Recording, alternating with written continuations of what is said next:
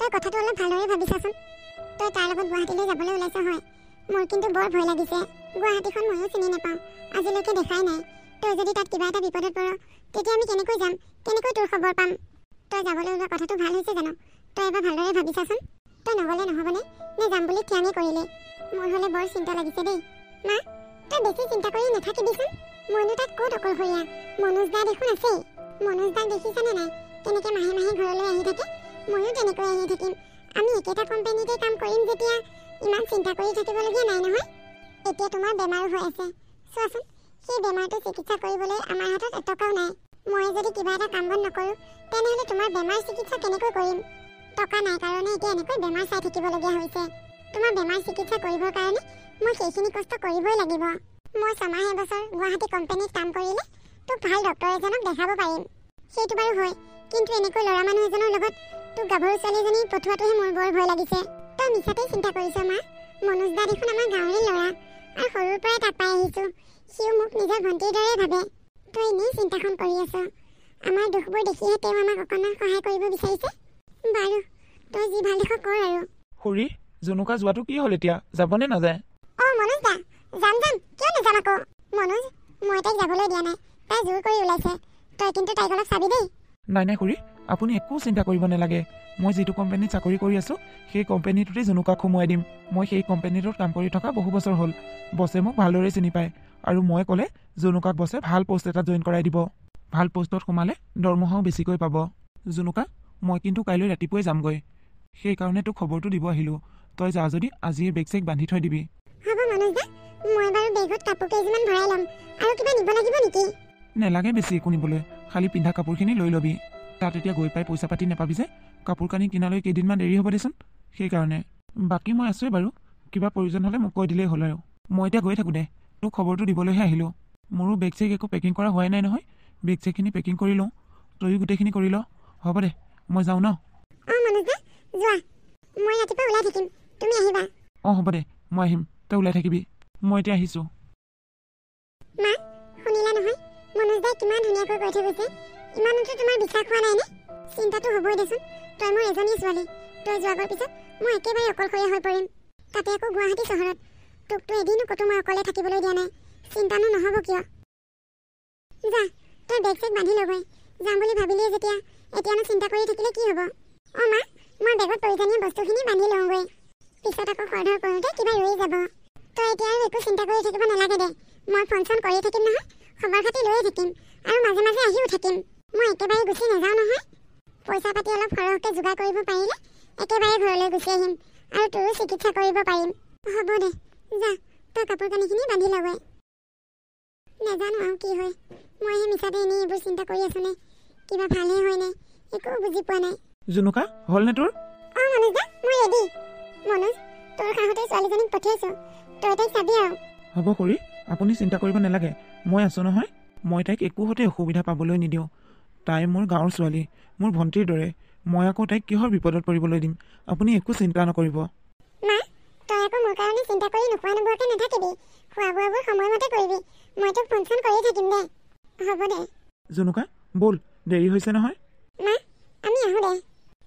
যা, ভালদৰে থাকিবি দেই। ফোন চোন কৰি থাকিবি আকৌ তই। হ'ব দে, কৰিম। মনোজ দা, ব'লা। হে ভগৱান, ছোৱালীজনীক ভালে কুশলে ৰাখিবা। তাই এদিনো এনেকৈ কলৈকো অকলে গৈ পোৱা নাই। এইবাৰেই প্ৰথম। তাইক তুমি সহায় কৰিবা প্ৰভু। মেডাম, এইজনীয়ে ছোৱালীজনী। মনোজ দা, তুমি দেখোন মোক কোম্পানীত সোমাই দিম বুলিহে আনিছিলা। এইটো দেখোন মানুহৰ ঘৰহে। প্ৰথমে ইয়াতে কথা পাতিব লাগিব, তাৰপিছত লাহে লাহেহে কোম্পানীলৈ যাব পাৰিবি। একেদিনাই কোম্পানীলৈ যাব পাৰিম বুলি ভাবিছ নেকি তই? ছোৱালীজনী বাৰু ঠিকেই আছে, মই যেনেকৈ বিচাৰিছিলোঁ তেনেকুৱাই। মেডাম, মোৰ বস্তুটো কেছ দিব নে অনলাইন পে'মেণ্ট কৰিব? মই তোমাৰ লগত ফোনত কথা পাতি আছোঁ, এতিয়া তুমি যোৱা। মনোজ দা, মই কি ইয়াত এতিয়া অকলে থাকিব লাগিব? মই আহি থাকিম দে, তই চিন্তা কৰিব নালাগে। মেডাম, মই এতিয়া আহোঁ। যোৱা। ঐ ছোৱালী, তই মোৰ লগত আহ। হেল্ল', কি হ'ল তাৰমানে আপোনালোকৰ? আজি 3-4 দিন হৈ গ'ল ছোৱালীজনীক আনি থৈ দিয়া, এতিয়ালৈকে নিবলৈ অহা নাই যে? ছোৱালীজনীক মই এইকেইদিন মোৰ ঘৰত কাম কৰা মানুহ হিচাপে ৰাখি থৈছোঁ। তাইক যদি মই 3-4 দিন খুৱাই ৰাখিয়ে থাকিব লাগে, তেনেহ'লে মই কেনেকৈ কাষ্টমাৰ গোটাম? সোনকালে ছোৱালীজনীক ইয়াৰ পৰা লৈ যোৱাৰ ব্যৱস্থা কৰক। হ'ব, এতিয়া ৰাখিছোঁ। মেডাম, ঐ ছোৱালী, তই ইয়াত কি কৰি আছহি? মেডাম, আপুনি তাৰমানে কোন হয়? মোক আপুনি কলৈ লৈ যোৱাৰ কথা কৈছে? মইতো ইয়াত চাকৰি কৰিবলৈহে আহিছিলোঁ। মনোজ দা ক'ত আছে? তোৰ দাদাৰে ইয়াত নাই। তোৰ সেই মৰমৰ দাদাৰে তোক ইয়াত বিক্ৰী কৰি থৈ গৈছে পুৰা 3 লাখ টকাত। আপুনি মিছাকে কৈছে। মোকতো মনোজ দাই চাকৰি কৰিবলৈহে আনিছে। তাই চাকৰি কৰিবলৈ আহিছে। যা, মই এগালমান কাপোৰ চাৰ্ফত দি থৈ আহিছোঁ, সেইখিনি ধুই পেলাগৈ আৰু পাকঘৰত ভাত পানী ৰন্ধা কামো কৰিবি। তোক মই 3 লাখ টকা দি কিনি থৈ দিছোঁ। মই যি কৰিবলৈ কওঁ তই তাকেই কৰিব লাগিব। যা। বৰমা, এয়া আপুনি কি কৈছে? মোক আপুনি যাবলৈ দিয়ক। মোক মনোজ দাৰ ওচৰলৈ যাবলৈ দিয়ক। তই তাৰমানে ভালকৈ কথা ক'লে নুশুনা ন? যা, এতিয়াই ইয়াৰ পৰা যা। মোৰ টকা কি গছত লগা বুলি ভাবিছা নেকি তই? আৰু 2 দিন ৰখ, মই তোক চাকৰিত পঠাই আছোঁ। যা এতিয়া, কামত লাগগৈ। মেডামৰ কথাবোৰ মোৰ সুবিধাজনক যেন লগা নাই। তেওঁলোকে মোক ক'ৰবাত বিক্ৰী কৰি দিয়া কথা ভাবিছে নেকি বাৰু? মনোজ দাই বাৰু মোৰ লগত কিয় এনেকুৱা কৰিলে? তেওঁ মোক বিক্ৰী কৰি দিলেহি যে। তেওঁতো মোক সহায় কৰিম বুলিহে গাঁৱৰ পৰা লৈ আহিছিল। কথাবোৰ যে মই একো ধৰিব পৰা নাই। চবৰে কথাবোৰ দেখোন খেলি মেলি। মই কি কৰোঁ বাৰু? নাই, মই এনেকৈ ভবা চিন্তা কৰি থাকিলে বেয়া হ'ব। মই আজি ৰাতি ইয়াৰ পৰা কিবা কৰি পলাব লাগিব। ইয়াত মই একেবাৰে সুৰক্ষিত নহয়। মোৰ লগত কিবা ডাঙৰ ঘটনা ঘটিবলৈ গৈ আছে। মই ইয়াৰ পৰা পলাই দিম। বাহিৰত যিয়ে হয় তাকেই হ'ব। সেইবোৰ পিছত চম্ভালিম। এতিয়াহে গম পাইছোঁ, মনোজ দাই কোনো কোম্পানীত চাকৰি নকৰে। সেইবোৰ চালাক নালাক কৰিয়ে চলি আছে। গাঁৱত তাৰমানে এনেই উস্তাদি মাৰি ফুৰে কোম্পানীত চাকৰি কৰা বুলি। কোনেও নেদেখা আগতে মই ইয়াৰ পৰা সোনকালে পলাওঁ। হে ভগৱান, মোক বচাবা আৰু। মাৰ বেমাৰ চিকিৎসা কৰিবলৈ চহৰত কাম কৰিবলৈ আহিছিলোঁ, কিন্তু এতিয়া দেখোন মোৰ কোনো ৰাস্তা নাইকিয়া হৈছে। মাৰ কথা শুনি নহা হ'লেই ভাল আছিল। ঘৰত মায়ে চাগে বহুত চিন্তা কৰি আছে। অহাৰ পৰা মালৈ ফোন এটাও কৰিব পৰা নাই। যাবলৈ ওলাইছোঁ হয়, কিন্তু ক'লৈ যাম একো বুজি পোৱা নাই। আগতে শুনিছিলোঁ ৰাতিৰ মহানগৰীখন হেনো বৰ ভয়াৱহ। মোৰ বহুত ভয় লাগিছে। হে ভগৱান, তুমি মোক ৰক্ষা কৰিবা আৰু।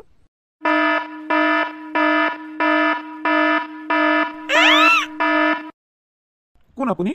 ৰাস্তাত কেনেকৈ খোজকাঢ়িব লাগে আপুনি নাজানে নেকি? কিমান গাড়ী মটৰ আহি থাকে। আজি যদি ঘপককৈ এক্সিডেণ্ট হৈ গ'ল হয়, কি হ'ল হয় বাৰু? সৰি, মই আচলতে গাড়ীখনলৈ মনে কৰা নাছিলোঁ। মই বেলেগ এটা চিন্তাতহে আহি আছিলোঁ। ৰাস্তাত খোজকাঢ়ি আহোঁতেও বেলেগ চিন্তা? আৰু ইমান ৰাতি আপুনি অকলে অকলে খোজকাঢ়ি আহি আছে যে? মই বৰ ডাঙৰ বিপদ এটাত পৰিছোঁ। আচলতে মোৰ ঘৰ ইয়াত নহয়, মোৰ ঘৰ গাঁৱত। মই ইয়ালৈ কাম কৰিবলৈ আহিছিলোঁ। গাঁৱৰ দাদা এজনে কোম্পানীত কাম কৰাবলৈ লৈ আহিছিল, কিন্তু সি মোক আহি এঘৰ মানুহৰ ঘৰত মনে মনে বিক্ৰী কৰি দিলে। আৰু মানুহজনীয়ে ফোনত কথা পাতি থাকোঁতে মই শুনা পালোঁ। গতিকে মই তাৰ পৰা মনে মনে পলাই আহিছোঁ। হয় নেকি? এতিয়া আপুনি গাঁৱলৈ কেনেকৈ যাব? এতিয়াতো বহুত ৰাতি হ'ল। নাজানো আৰু কি কৰোঁ। মই যেনে তেনে গাঁও পালেগৈ হ'ল আৰু। আপুনি এটা কাম কৰক, মোৰ লগতে আমাৰ ঘৰলৈ বলক। আপুনি যদি মোক ক'ৰবাত বিক্ৰী কৰি দিয়ে, মইতো ইয়াত একো চিনি নাপাওঁ। নাই, মই তেনেকুৱা মানুহ নহয়। মই আপোনাক ক'তো বিক্ৰী কৰি নিদিওঁ। আপুনি মোৰ ঘৰলৈ নিঃসন্দেহেৰে মোৰ লগত যাব পাৰিব। আহক। ব'লক। ছোৱালীজনী ঘৰৰ পৰা যোৱা আজি এসপ্তাহেই হ'ল। তাই কৈছিল সদায় ফোন কৰি থাকিম। এতিয়া তাই দেখোন এদিন এটা ফোন কৰা নাই।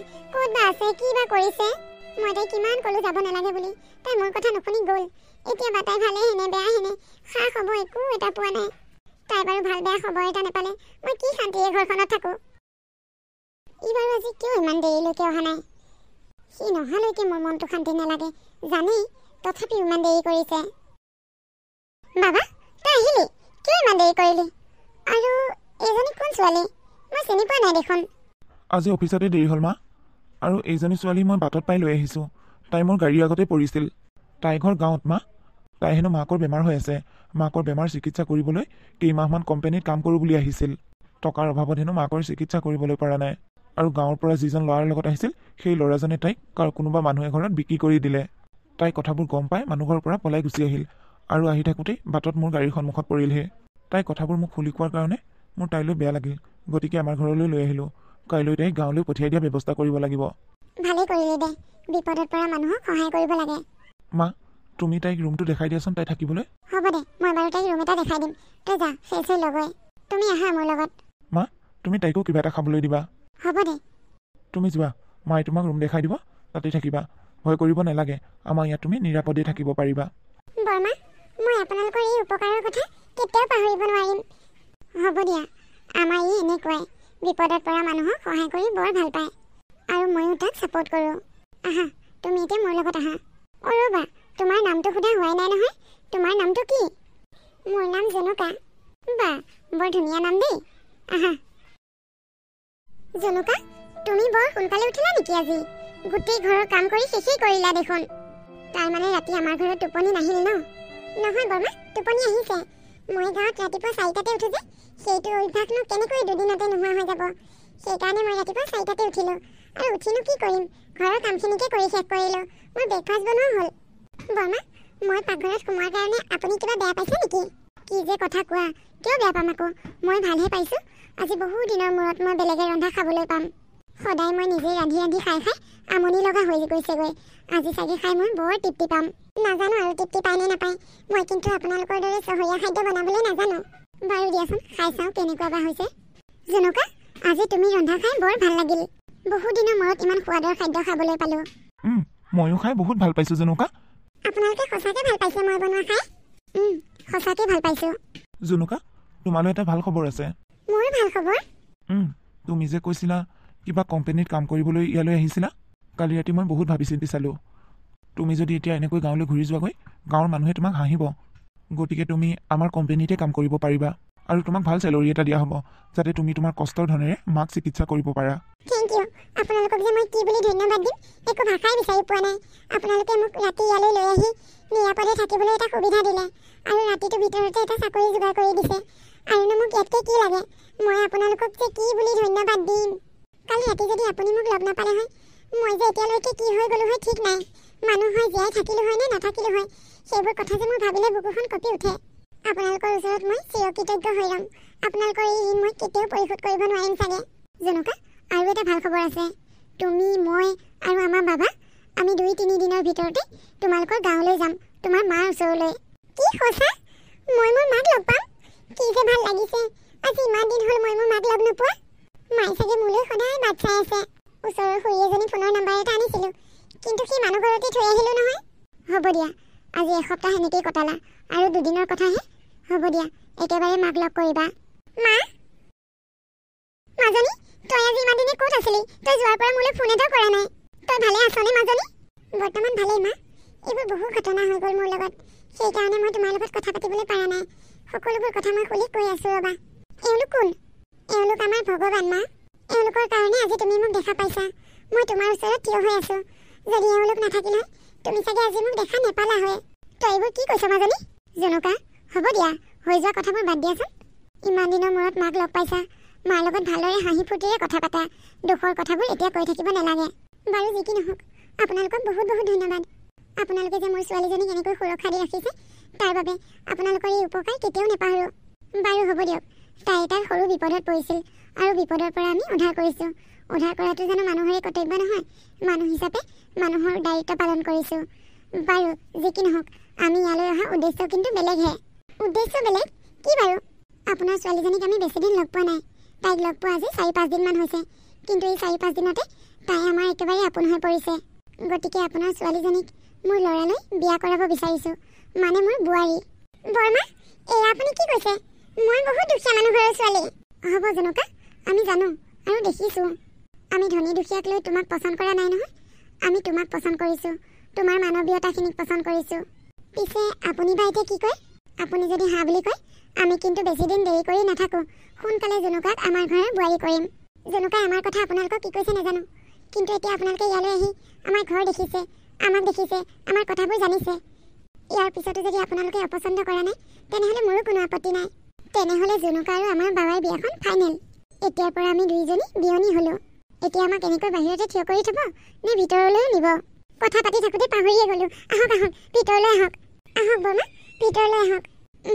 বৰমা নহয়, আজিৰ পৰা মই তোমাৰ মা। আজিৰ পৰা তোমাৰ দুজনী মা। আহক মা, ভিতৰলৈ আহক।